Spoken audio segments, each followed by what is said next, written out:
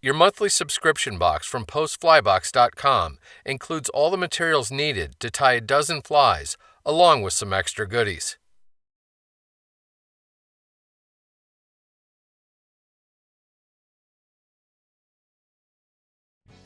The Frog Gurgler is an innovative warm water pattern that produces a ton of motion and commotion as it's retrieved along the water surface. Bass, pike, and panfish will come from a distance to see what's up and often attack the fly in the process. The foundation of the Frog Gurgler is a size 1 heavy-duty hook. Begin by getting the hook firmly secured in the jaws of your tying vise. Then, load a bobbin with a spool of white uni-thread. Get the thread started on the hook shank behind the eye, and after taking a few wraps rearward, snip off the excess tag. Continue taking touching thread wraps down the hook shank to build up a thread base that goes all the way back to the start of the hook bend. Make open spiral wraps forward to add a little texture and grip to the thread base. End with your tying thread a couple of eye lengths behind the back edge of the hook eye.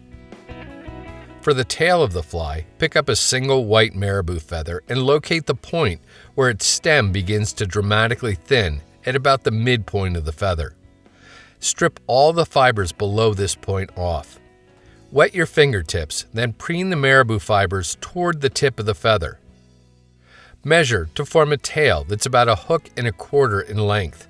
Then transfer that measurement rearward to the start of the bend. Take wraps of tying thread to begin binding the feather to the top of the hook shank. Snip the butt end off close so it doesn't get in the way of wrapping. Continue binding the feather to the top of the shank all the way to the start of the hook bend. Then, once again, make open spiral wraps with your tying thread forward to where you initially tied in the feather. Strip 4 strands of green rubber leg material free from the rest as a group. First, snip the length in half. Then fold one of those segments in half to form a loop. Place the loop against the near side of the hook, like so, and take thread wraps to begin anchoring the material on either side of the hook. Wrap all the way back to the base of the tail, then back up again, ending with your tying thread at about the hook point. Lift up on the small front loop and snip it off close. Pick up one of the strips of yellow foam and place it against the near side of the hook at the location of your tying thread. Take a thread wrap to effectively push the foam over top of the hook, then down the far side. Continue taking thread wraps back to the base of the tail, then forward and back to make sure the foam is bound down really well. Pull an ample clump of tan SST dubbing free from the packet. Lay the clump on something with a bit of elevation, like a notepad or a book, and snip one end off square. Then, snip 2-inch-long lengths free from the rest of the material and push them halfway off the edge of the elevated surface. Using a spring-loaded chip or binder clip, get hold of the material along its center line. Set the clip down with an easy reach for the next step, as you're going to have your hands full. Pull down on your bobbin to expose about 4 inches of tying thread, then double it over back up to the hook. Wrap over the hook, then around the 2 legs of the loop to close them down to a point. Take a few more wraps around the hook shank. Get your middle finger inserted into the bottom of the loop so you can open and close it with your thumb and index finger. Pick up the chip clip and insert the dubbing between the 2 thread strands as you spread them apart. Pinch the strands together to sandwich the dubbing along its center line. If needed, you can make small adjustments side to side.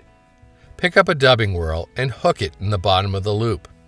Pinch the thread strands with your thumb and index finger as you remove your middle finger. Give the whirl a good clockwise spin as if you're looking down on it. This will spin the dubbing into a fuzzy little rope. Pick up a bodkin and use it to tease out the dubbing, which can take some time, but it's well worth doing. After you get the dubbing nice and fluffy, reach for some hackle pliers and secure them to the thread loop at the bottom of the dubbing. I like to take a full wrap around the hook of the pliers to make sure everything's well secured. You can then snip the whirl free. This makes wrapping the dubbing noodle much easier as opposed to wrapping with the whirl still connected. Get the dubbing started right at the base of the tail, then wind your tying thread forward, leaving an eye-length space behind the hook eye. Sweep the dubbing fibers rearward as you make open spiral wraps forward with the noodle. When you reach your tying thread, use it to anchor the noodle and snip the excess off close. Preen the dubbing fibers down equally on either side of the hook, then pull the foam forward over top. With the foam under tension, take thread wraps to anchor it to the hook shank. Pull the foam up and back and take a couple of thread wraps around just the shank, then take a few more around the foam and the shank. Pick up one of the sets of eyes and place it on top of the foam at the location of your tying thread. Fold the foam back over top of the eyes, then pull the eyes forward until they're located about a 1/4 inch in front of the hook eye. When you're satisfied with the position of your eyes, use tight wraps of tying thread to anchor the folded back foam. Your frog gurgler should now look something like this. Pick up your whip finish tool and use it to do a 5 or 6 turn whip finish around the foam. Seat the knot well and snip your tying thread free. Make sure the eyes are positioned correctly on either side of the fly. Snip the folded back portion of the foam off so it extends about halfway down the back of the fly.